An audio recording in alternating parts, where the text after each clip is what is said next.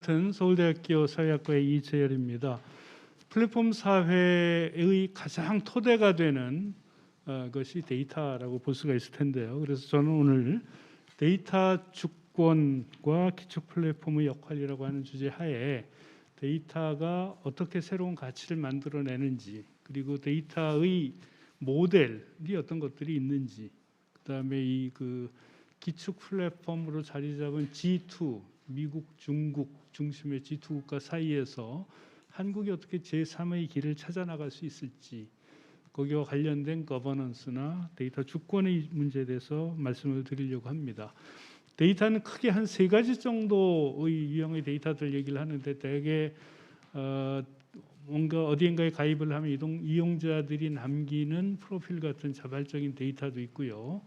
그 다음에 스마트폰이나 혹은 여러 활동들이 로그 파일들이 기록이 되면서 남는 관찰 데이터가 있고, 그 두 가지를 분석을 통해서 얻는 추론 데이터, 이런 것들이 있습니다. 대개 데이터를 원유에 비교를 하긴 하지만 전통적인 파이프라인 산업에서의 원유가 상당히 매장량이 제한이 되어 있고 재활용이 불가능하다라고 한다면, 데이터는 매장량이 제한되어 있지 않다. 무한 재활용이 가능하고, 그다음에 이걸 활용하게 되면 방대한 네트워크 외부 효과가 발생한다는 점에서 특징이다, 이렇게 볼 수가 있겠습니다.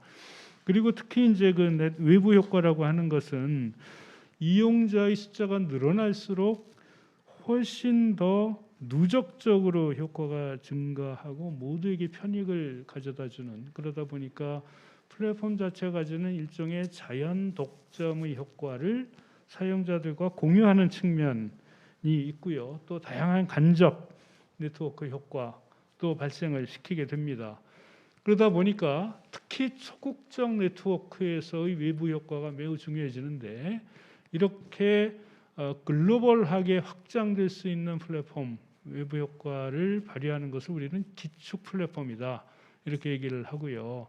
대표적인 것들이 구글, 페이스북, 마이크로소프트 같은 오퍼레이션 시스템을 장악을 한 이후에 거기에서 보편적인 네트워크 효과를 가지고 그 보편적 네트워크가 없는 다른 나라를 대상으로 확장해 나가는 이런 전략이죠. 그러다 보니까 자체적인 보편적인 기축 플랫폼이 없는 나라들, 특별히 EU나 일본이나 인도 이런 데들이 굉장히 이 데이터 주권에 대해서 예민하게 위협감을 가지고 있다, 이렇게 느끼는 이유가 되겠습니다. 반면에 거리 효과나 경계 효과가 매우 강한 경우에는 해당되는 국가에 진입을 하기 위해서는 인수를 하거나 제휴하는 적응 전략들을 써야 됩니다. 아마 언어나 문화 같은 것들이 대표적으로 작용을 할 텐데, 아마존의 경우에는 일본에 들어갈 때는 아마존 저팬, 독일에 갈 때는 아마존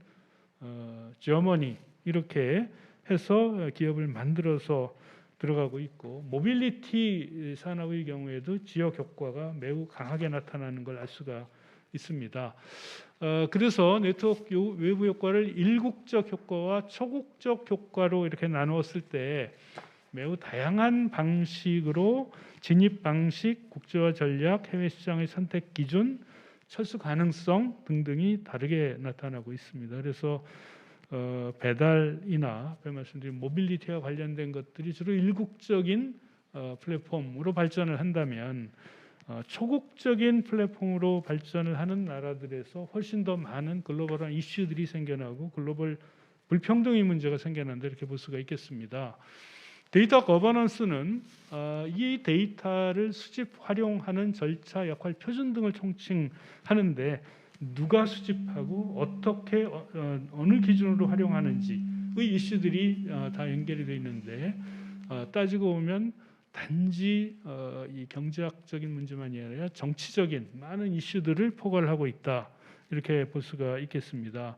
글로벌하게 보면 초국경 데이터의 흐름을 어떻게 규제하느냐, 국내 데이터 처리를 어떻게 하느냐에 따라서 대략 개방형, 조건형, 통제형으로 나뉘는데, 개방형은 모든 플랫폼에서 우위를 점하고 있는 미국이나 혹은 거의 그 플랫폼이 발전되지 않은 아프리카, 동유럽, 남미 국가들로서 최소한의 규제를 하는 이런 국가들입니다.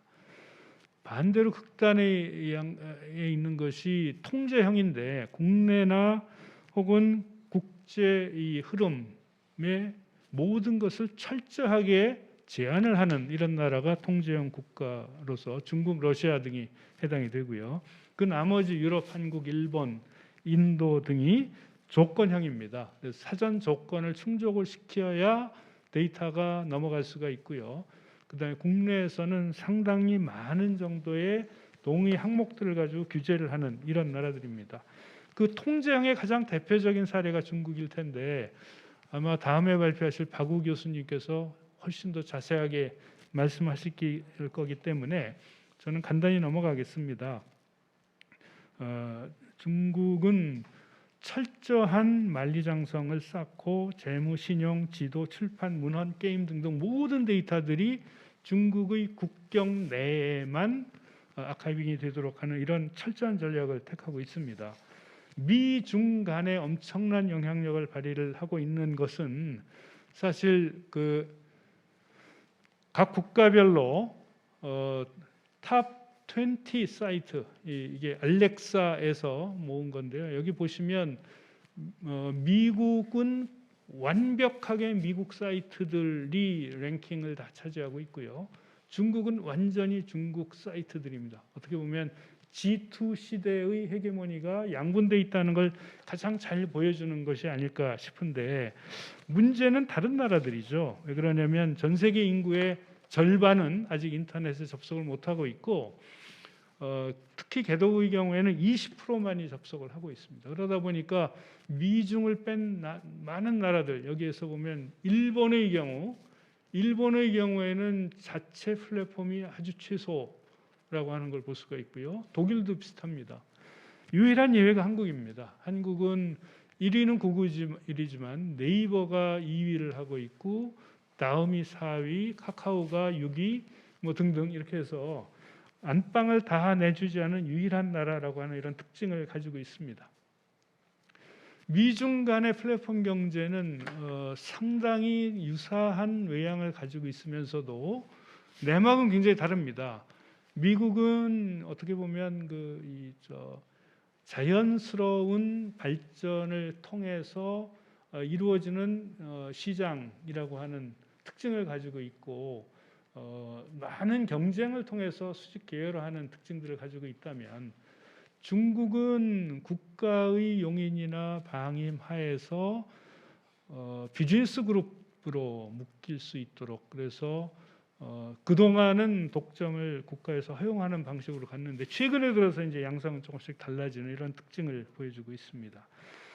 데이터와 발전 간에는 복잡한 어떤 인과관계가 있는데 세계은행의 연구에 따르면 이런 데이터에서는 개인, 정부, 그다음에 이 민간 기업 부문 사이에서 더 많은 투명성 그리고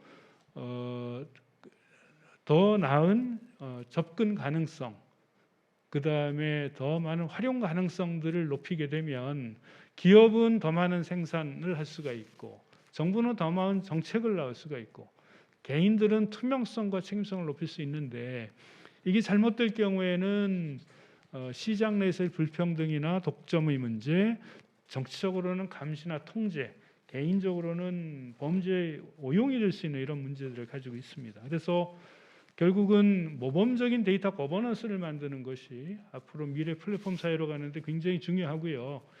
그 얘기는 이 플랫폼 기업에 대한 규제라고 하는 것이 과거의 산업적 이해관계에 기반을 한 이 일종의 이제 규제 포획의 위험을 피하면서 앞으로 한국이 무한히 확장해 나가야 될 데이터 영토에 해당이 되는 국가들, 그게 이제 특히 이제 미중을 뺀 나머지 지역들인데 이게 제3의 지역이다 이렇게 얘기를 할 수가 있겠고 그 지역에서 저항을 최소화하면서 받아들이기 쉬운 방식의 데이터 거버넌스 시스템을 국내에서 실험을 하고 이걸 가지고 국제적으로 진출할 수 있는 이런 모델을 만들어 나가는 것이 우리에게 주어진 과제가 아닐까 하는 이런 생각을 결론으로 말씀드렸습니다.